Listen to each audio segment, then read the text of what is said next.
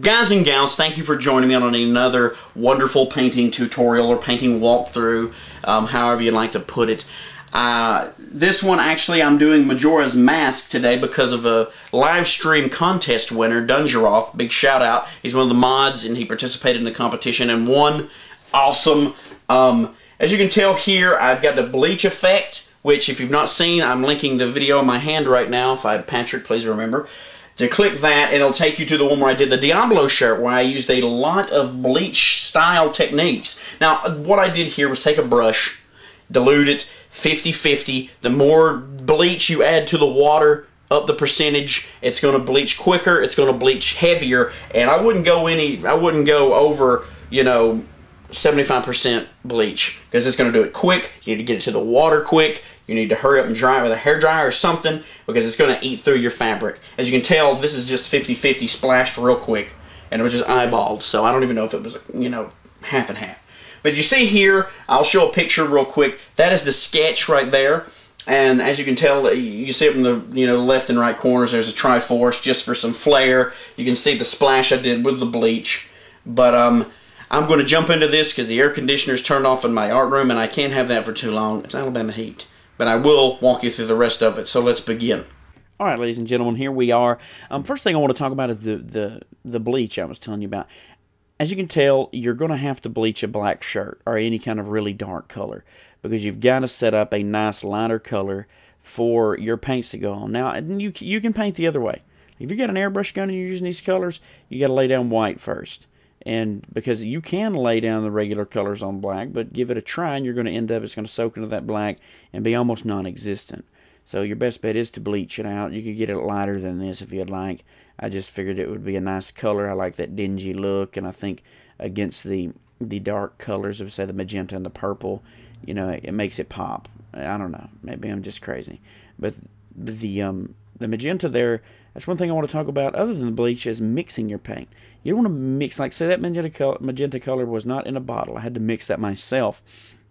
And you got to be very careful while mixing paint. First off, because you don't want to waste it. Because if I would have started with, say, to get that color, if I would have started with a lot of blue, you know, and then added a tiny bit of red, it would have been purple.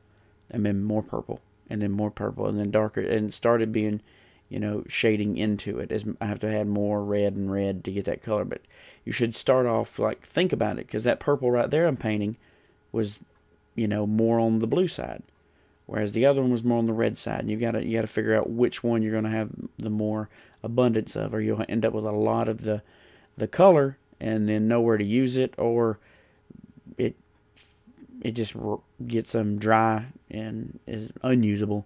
So you want to be careful with that. That's one thing my art teacher taught me, and I'll just tell you guys, because, you know, you don't want to waste your product, especially if you're paying for it like I am.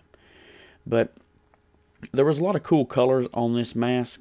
I got the mask, the reference was a cartoon-like style of the mask. I didn't want to, well, the one from the game looked really cool too. And this is, I guess this would be more the one from the game, because I've seen some artists on there with to pull from some reference, and their colors, the way the darkness, they had shadows on it, and it was real shadowed. And right there where the bottom where I'm painting, where later you'll see some odd aqua colors and some blue stripes. I mean, you really couldn't see that. So you have to look for reference that really defines the color, helps it get along. Now right here was some orange that I actually had to mix too. Notice how I'm holding my arm there as I paint. Not only is it helping me to put knuckles under my arm, so that way my hand is, and forearm is raised like maybe a ½ inch to a ¼ inch off the actual, say, canvas with the shirt, but it actually helps with stability for those hard to reach places or an odd angle. So it's always good to grab your arm, because you don't want it laying across your shirt. If it lays across your shirt, there's a huge problem, because first you're going to smear wet paints, unless you got a lot of patience. And with a lot of patience, I mean the patience to stop, you know, let purple and magenta dry before you start laying down your orange. And I don't have the luxury of a lot of time. I have so many things to do and not enough time to do them. But I like to, I'm the bite off more than I can chew guy, and I like it that way. I think I work better with the time time constraint sometimes. I don't know. Maybe that's just me. Some people can work better under a crunch. Others can't. I think I pull out my best work sometimes when I'm in a kind of a crunch. Now the yellows of the eyes really make this like creepy, and I'm playing off them. I kind of went thin with that yellow because the orange in the background really does kind of add to it, because you can tell it's a transparent. There's two types of airbrush paint, and I want to stress that right now, which is a great time, and I'm kind of glad I thought about that. When you buy airbrush at the store, transparent and opaque. Transparent means it's a very mistable type spray. It's made for an airbrush gun, and you mist it on a shirt, and you get a misty type thing you can see through. So you could spray, I could spray red over blue and get purple. So if I have red under it and I take that transparent blue and I spray that blue over it, then I get a purple. And it makes for that rainbow effect you see at like your beaches and stuff when you go to buy those airbrush shirts from the tourist traps. But I used it as a transparent yellow over that to kind of see through.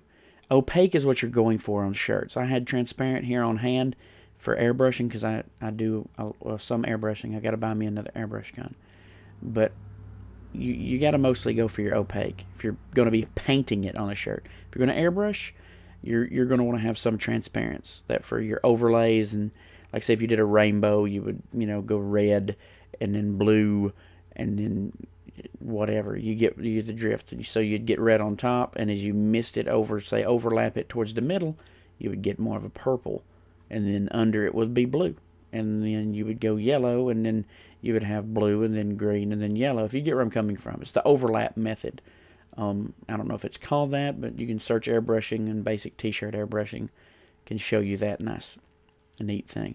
Now, what I was getting about the reference picture right here, in these areas there was white here, and then there of course was the magenta, not magenta, but the aqua type green, the sea green almost, I guess what you call it. I had to mix that myself as well. Out of regular green, some blue, and some white. And you can mix any of your colors. Just look, if you're having trouble visualizing the colors or you're fresh working with them, then feel free to get you one of those little color wheels. And it's a wheel where you roll it around and you go, oh, well, red and blue make purple and this and that. It's no shame in wanting to learn. If you don't know what you're doing, don't pretend like you do. And that's all I've always kind of lived by, those words. I don't like to tell somebody I can do something when I know I can't. But I do like to challenge myself. So, I'm taking more of a baby blue here just because it looks more like the picture. Because as close as I can get it, because I don't have like a palette of all these different colors. I'm having to mix these and outlining the little area here. Oh, now we're into the black. Because I think I missed some. No, there was some blue that I missed. You see the cheeks, around the cheeks. I missed the blue because I got mad at my brother. He was melting down some clay in behind me, keeping me company. And he usually checks the camera up for me. I'm like, am I recording? And I was, but I was only recording for like the minute that was left on the camera, so you missed a little bit. But I'm just laying on the black details. I stress having a nice amount of different size brushes because you want different size lines. I was really stressing because I had maybe 4 or 5 because I was using them to paint my latex mask, my Resident Evil mask, and it matted up the brush. It's like the brush was soaking up every bit of the water inside that latex, and it was ruining the brushes, like one after the other. And it took me about 3 brushes to realize I'm destroying these good brushes. So I had to abandon that technique, but not after I'd sent a bunch of brushes to an early grave without even being able to knock down any cool art with them. I was, I've since rectified that because I'm doing the audio after this painting, and I've already went to my store and bought some more brushes and ready to rumble. But this is the more make everything sharp and crisp. I mean, you can get by with a little bit of overhang on some of your colors because you can come back in there and definitely get more of a straight, black line to cover it all up. Now, if your piece doesn't have black in it, or it's something that's not cartoony, I would suggest not using black, because that's one thing my art teacher told me. If you're painting a bear and the bear's all different shades of brown, use all different shades of brown. But if you look at yourself in the mirror, like get up and go look at yourself in the mirror, you don't have a black outline around you. Real work, it doesn't. So you're going to have to give it a workaround. I mean, there is, you know, shadows that are dark, black, but most of the time you're not going to want to outline in black if you're going for realism. I'm really not. We're painting a fictitious character's mask from a game that's awesome, but I could talk about Zelda the whole time. I'm trying to talk about art here because that's the reason you're watching it. Unless you do love Zelda, because that's awesome too. Or you just love me, which that's awesome. I love you back if that's the case. But anyway, let's quit wasting time. I'm getting close to the end here, and I need to keep talking about good stuff. But you notice how I work from top to bottom. That is key, because I wish I could show you my hand here. I didn't think about it at the time, but my underside of my hand, I'm constantly, when I'm off frame, rubbing the bottom side of my hand that's touching the canvas to make sure there's no wet paint on it, so I'm not cross-contaminating the, say, yellow on top of the purple or the purple on the yellow. You got to be very careful when you're working for speed here. Now, you always got to work top to bottom because it helps you better. Because you get the bottom stuff done, you start to do the top, then you're going to start running your forearm into everything, and it's going to be totally not cool. And you're going to get mad, you're going to get discouraged, and I don't want you guys to get discouraged when you're right off the track here.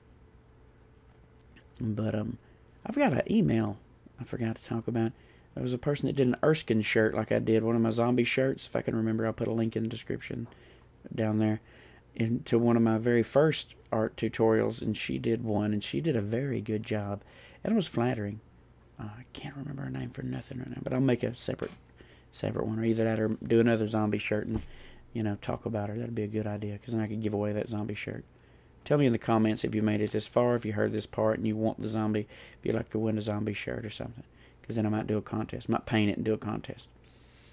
But yeah, I'm doing the Triforce. Triforce is here. You know, you don't have to do the Triforce says, you know, on the thing.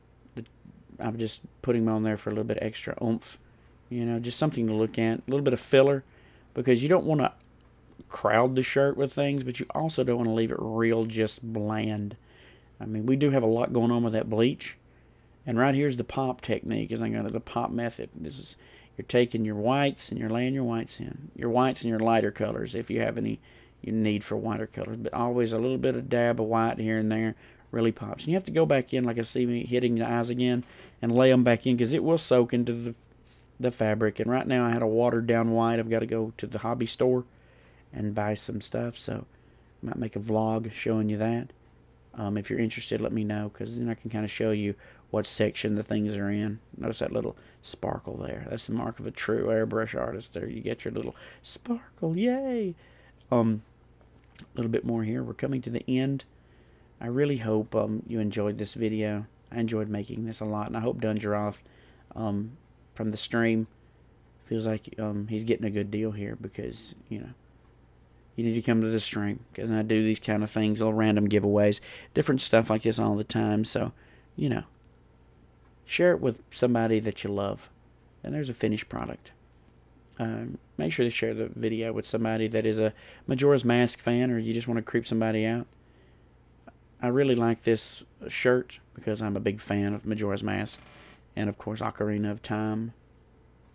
But yeah, thank you again for watching this, guys. Right there is some great detail shot, and you can click on it, because I'll put me a little thing there to subscribe. Feel free to do that. And thank you very much. And suggest things in the bottom. Do that. Suggest some stuff in the bottom you'd like to see on shirts, because of course I am all about painting some awesome shirts. So you guys take care, and thank you.